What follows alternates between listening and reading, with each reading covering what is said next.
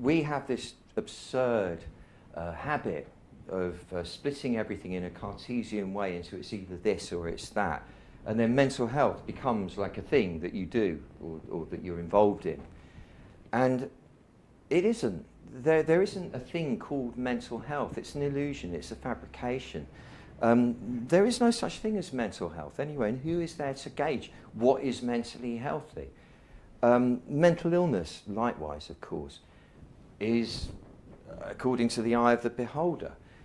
And the way I was taught, which is really in the ancient Taoist Chinese approach to the human condition, which is that based on the idea that really, you know, when your liver's overheating, you get manic, kind of crazy, irritable, frustrated, possibly psychotic tendencies. When your heart's overheating, you just get completely beside yourself with excitement or panic or whatever it is that's driving you in that moment, depending on what other organs are doing. When your spleen is too soggy, you become really like worried, and you've got no organisation to you, all over the place. Just mind goes loopy. And when the lungs are too hot, say, you just want to be somewhere else all the time. You want to be the next thing, the next thing. You can never be satisfied because you're constantly racing. When the kidneys, for example, are weak in energy, which happens a lot to most people, because we live in a stressful environment, you become anxious, you're nervous about everything, and you start having gloomy thoughts. And that then affects the liver, and then affects the heart, and they all affect, and that's what becomes either what we call very lazily depression, because you can't be bothered, whatever it is, or it can become what we call psychosis. It can become even what we call schizophrenia. It can become what we call OCD. I could go on with a whole list of what I really consider to be imaginary diseases. Not that people don't suffer from things that can be described like that, but it is only a description, and a convenient description which is then prescribable for, and so on.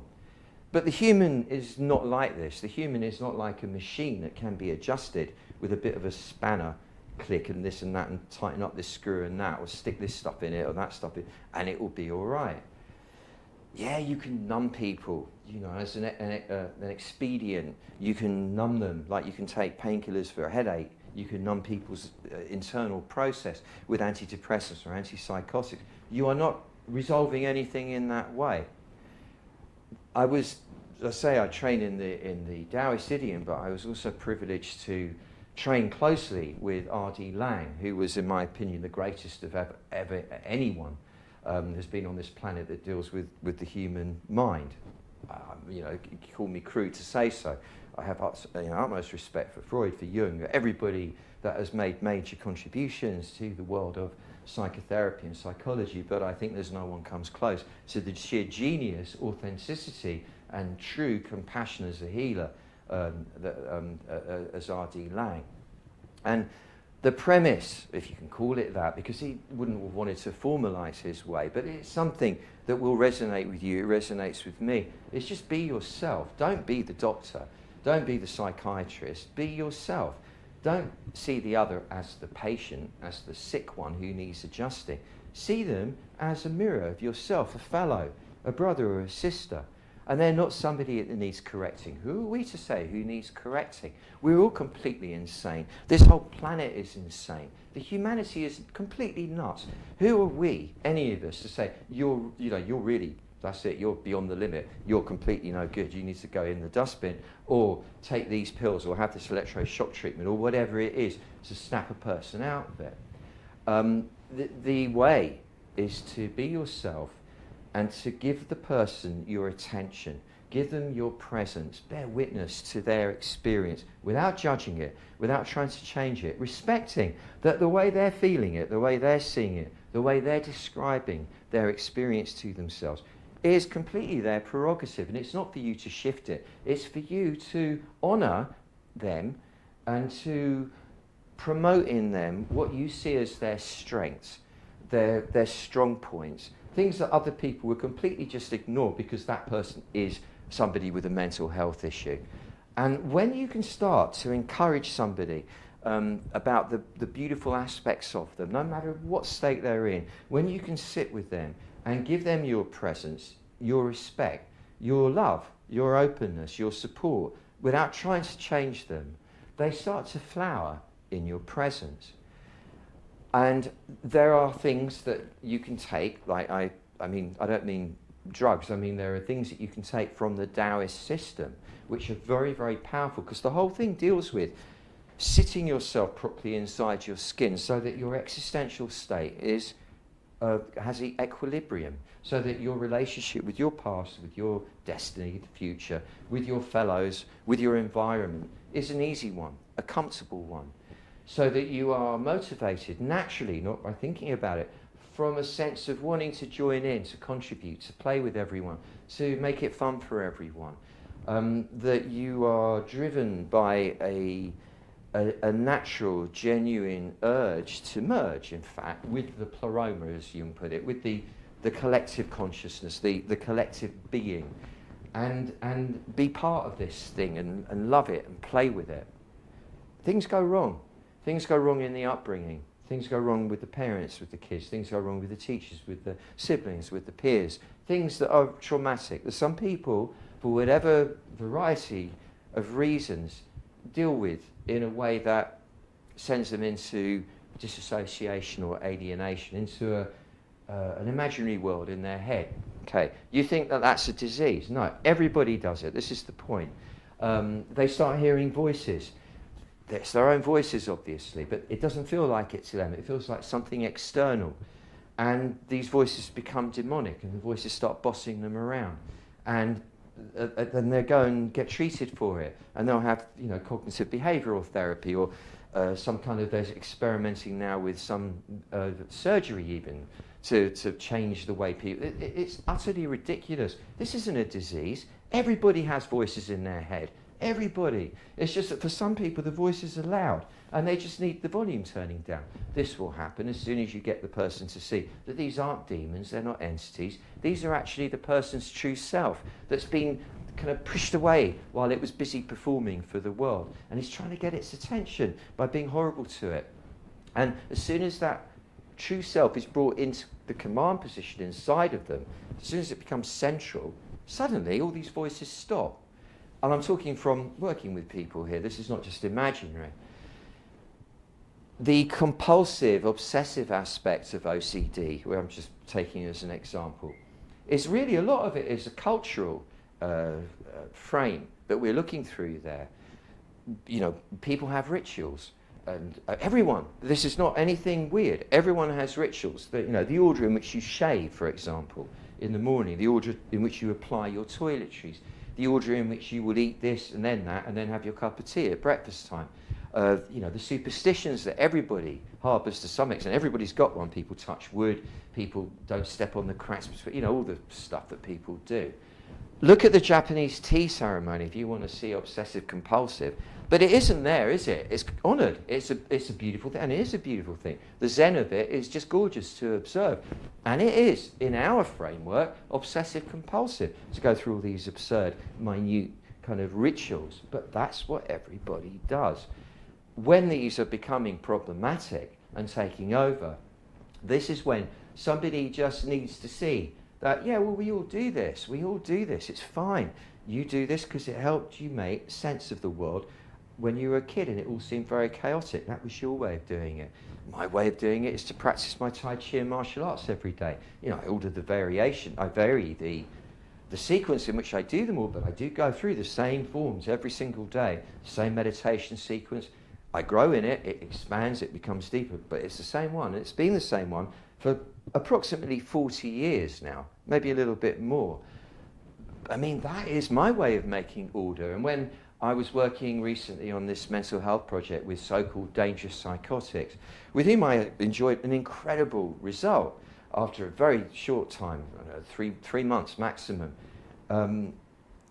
The stuff that people were saying to me, what seems like utter gibberish that's going in their head, this bizarre fantasy world that they're reporting about as if it's actually happening or actually happened, we all do that. We all walk around thinking loads of rubbish in our heads. We all walk around with the most ridiculous stories running in our heads.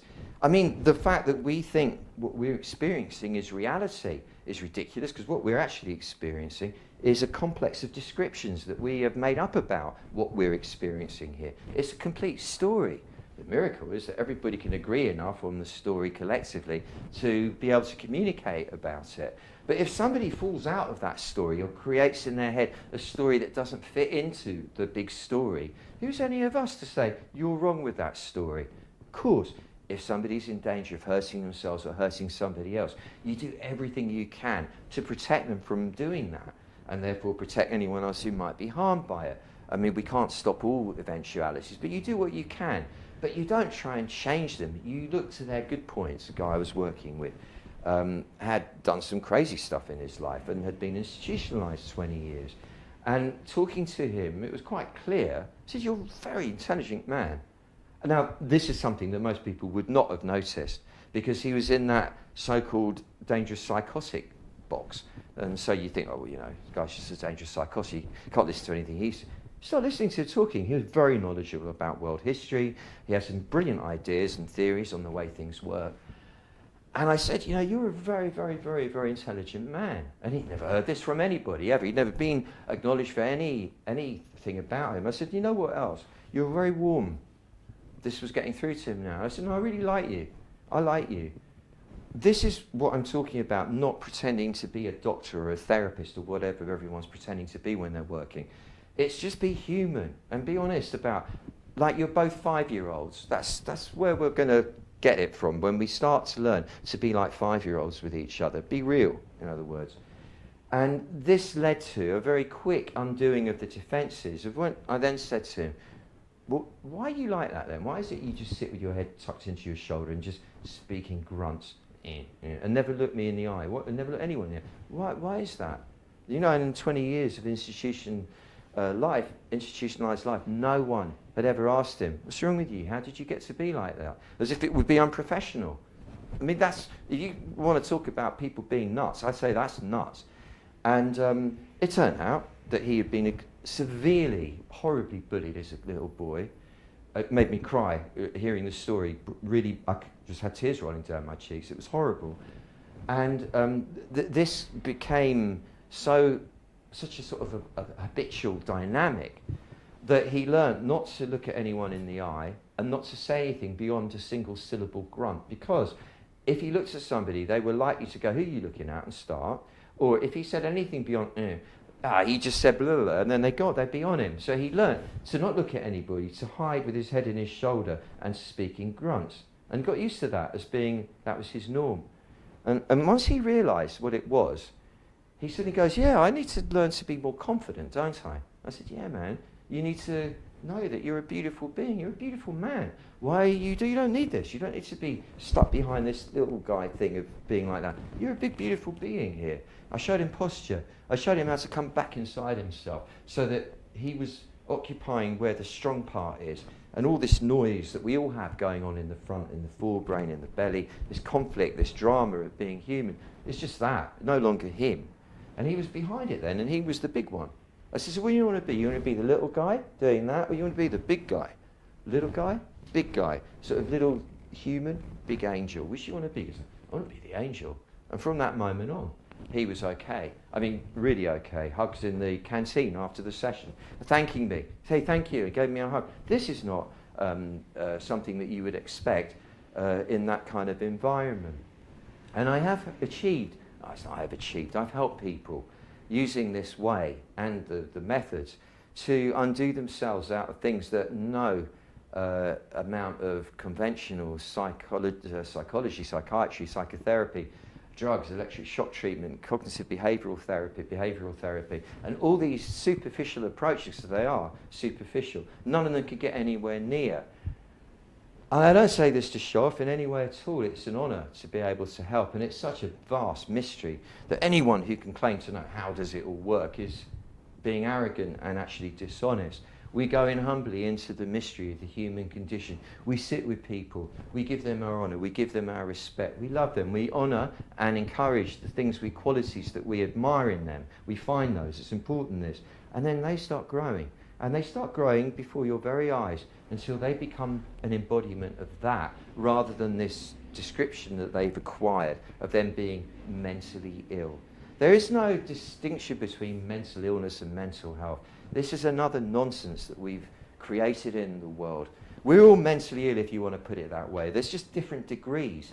It's not one or the other. Everybody's got stuff that doesn't work inside. Let's start from that place. Let's be honourable about it, rather than this horrible, dishonest way of pretending, well, I'm okay. He's the one that's messed up. We must stop this. We must realise everybody shares the same internal ecosphere, as well as the same external ecosphere. We all have the same things going on to varying degrees, and we will help the other adjust themselves, which they will do if given the opportunity, by honouring them rather than dishonouring them by trying to change them. I could go on about this in a million different ways and for a million hours, but of course it's not really appropriate, because there's only so long you can sit and have these conversations for without the brain going "Wee," like that. I will say a lot of it is to do with how you sit in your body. There was a guy in Edinburgh, was doing a book reading, and afterwards his mother, a lovely woman, came up to me. She said, "Oh, my son is in such a bad way. He's a paranoid schizophrenic, and he's been institutionalised, and he's uncaring in the community at the moment. He's not doing badly. He's on drugs, but he's in a very shaken state. He's only 18. Would you see him?" And he was there with her. I said, "Of course." And I went up to him, and it took a while, because I'm not going to just push my way through. I'm the great barefoot doctor. I'm going to come and sort you out. It can't be that way. Not that I don't believe it is anyway. Humbly approached my brother. I'm not the clever one and him the silly one. No way. It's nothing to do with that. I approach him as if I'm approaching a holy man. Why would I not? And I ask permission if I can enter his energy field, because I know he's going to be sensitive. People going through that kind of experience always in a very highly sensitive state. So he agrees, and this is a privilege. I'm being granted access to his intimate field. And I put my hand on his chest, and I bring the breastbone down like that, sort of towards the hips. And I use my hands to kind of spread it, so I'm broadening it. And he starts breathing. I can feel it. He wasn't breathing properly before. Most people don't, by the way. Just because you're being labelled paranoid schizophrenic, that you've got a breathing problem. Because I guarantee somebody will come up with some nonsense. If you breathe like this, it will change it. Give them pills to breathe differently or something. I felt his diaphragm relax, and he started breathing slowly. And you could feel his presence drop in. He dropped into himself. And he looks at me, absolute clarity in the eyes. And at that moment, I said, "You're here now, you're present, aren't you?" He goes, "Yeah." And it wasn't like, "Yeah, we've done it." It was just very, "You're here, yeah." So tell me what's been going, what have you been, what's the most frightening, difficult part of it all? And he told me the story of what was going on inside. And truly, it was no different to what I used to have going on when I was 17, 18, the confusion. And enough people I know, if they're honest with you, and not just kind of hiding behind their kind of smartphone reality and how perfect they all are, everybody goes through this stuff. But this guy happened to have the diaphanous veil between that internal tumult, and his conscious mind somehow was opened. So he could see it all, and he was in it. Most people manage to cover all that over somehow, so they don't have to go in there. But he'd come through with it all. It's no different from anybody else. And when you see that, what this guy's doing is just mirroring what I have inside of me. He's doing it much louder and bigger. Just seeing that in itself, him knowing that, we all have that. You're not mentally ill, you're not weird, you're not a freak, you're not somebody to label as this or that. You, like everybody else, you're just amplified with it all at the moment. So we just help to bring the volume down by calming and teaching to sit in the body, to breathe slowly, to relax the muscles. So if there's something habitually like that kind of look on the face, because anything, just get someone to learn to just let that go. Because you let that go, the madness supporting it goes as well. And this is with everybody, not people who are just institutionalised or being diagnosed. There are enough people that walk around like that all day that you wouldn't say mentally ill. You get them to relax that, and whatever's causing that internal lunacy that's causing it, fades away. So yeah, most of the time though, I'm focusing on people who are actively, busily engaged in the game of humanity. So they're doing lots of stuff, they're working hard, they've got families, they've got this, they've got that, they've got adventures going on. And they don't complain of any ailment, mentally, emotionally, physically necessarily. They just want to expand, they want to slough off the kind of self-limiting constriction that they've placed on themselves, obviously, but that they've acquired through wanting to fit in, to get the approval of, to not upset those around them from when they were young onwards. And they found that it's become too tight and they need to let it go. And it really is a simple matter of sort of psychoenergetic move of coming into the back of yourself, where you observe that everything that you're experiencing is merely as a result of how you're describing it all to yourself. And that when you realize in the back of you that you really are huge, your presence is limitless. It's not just some thing that you've described to yourself as the guy that does this on Fridays and that on Saturdays and so on and so forth. You're a limitless presence. And the awareness of that then gives you what I call like the eagle view. Suddenly you're the eagle, you're above it and you're looking down. And then you see, and I know that at some point I'm going to die. And I can't say when that's going to be. So why would I waste a single moment of this, the greatest gift there could ever be, being alive? There isn't a bigger gift than just being here. All the rest is just, fancy dressing on top of it all, no matter how profound. Why would I waste a single moment of this? Not just loving what I'm feeling, loving what is. And that doesn't mean being in denial of the pain. It means you feel the pain and you love that too. Because this is fascinating. I'm here, I'm alive. And being alive involves the yin and the yang, the pain and the pleasure. It's totally bizarre and daft to think you should only love the pleasure. You've got to love all of it, because all of it is the big mystery expressing itself through you. You've got to love the weeds as much as you love the roses. You've got to love the thorns as much as you love the petals. You respect them. You don't go scraping yourself on them, but you love them. You don't hate them. You don't split them off. Oh, no, we don't like not thorns. We go into denial about those. Not weeds, we go into denial about them. You love all of it. In other words, you open in your heart, accept all of it, because all of it is what the Chinese call the Tao, expressing itself. And you can't just love one bit and not love the other. As soon as you learn to let yourself, which is natural, love all of it, the yin and the yang, all of it loves you much better. It's obvious, isn't it? If you love a friend, the friend loves you. When you only love the bits you like about the friend and not the other bits, you don't really love them, so they don't really love you. So you want life to love you, you have to love it. The smelly, messy, filthy, dirty part of it, the painful part, the bit that doesn't hold together in a nice kind of orderly manner, as much as the elegance and the sheer beauty and the magnificence and the finesse of all the bits that do hold together. And the more all of us can learn to accommodate the shit as well as the bliss, the filth as well as the jewel of it all, the more we can see the magnificence in both, the more we will heal ourselves individually. In other words, make ourselves whole rather than split off into nice bits and horrible bits, and heal the collective. So there'll be less of this need to act out in these awful, violent ways that we're observing occurring these days, because instead of being in denial, we'll be an acceptance of and working with the qualities rather than trying to push away the bits we don't like. This is the way. It's the way of the Taoist. It's the way of the compassionate person. It's the way of the wise, honest person rather than the dishonest one who's, I'm all right, you're not. We're all in the same thing together. That's what it means, we're all in this together. Of course we are.